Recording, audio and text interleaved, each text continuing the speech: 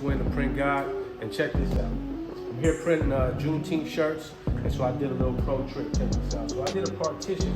It's a 2-color, but I just put it on one screen. You know what I'm saying? Laid some cardboard right there, taped it up real nice. This is a really tight fit, but I made it work, as you can see. And this is how you do it. This saves like a whole step of flashing and a whole step of actually burning another screen for you. So this full design is a 3-color design, but I made it out of 2 screens. You know what I'm saying? Pro moves. Try this one at home. Check that out, baby. Pro tips. Come on, let's do it. We got 150 shirts to knock out.